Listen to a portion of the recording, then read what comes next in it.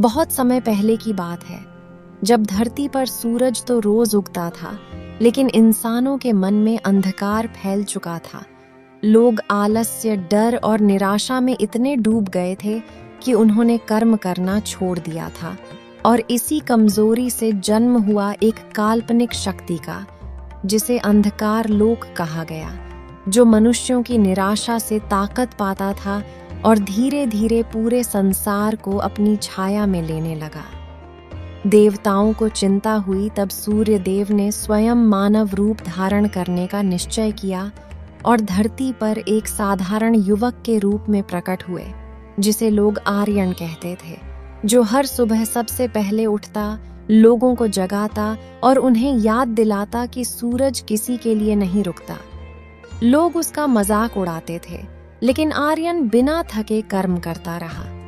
एक दिन अंधकार लोक ने पूरे गांव को घेर लिया।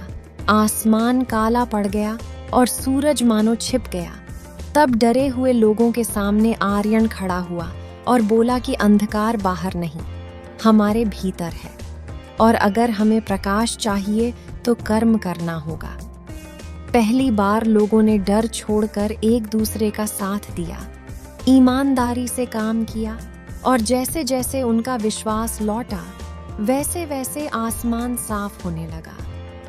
तभी आर्यन का शरीर तेज प्रकाश में बदल गया और सूर्य देव अपने वास्तविक रूप में प्रकट होकर बोले कि अंधकार को हथियारों से नहीं, कर्म और विश्वास के प्रकाश से हराया जाता है।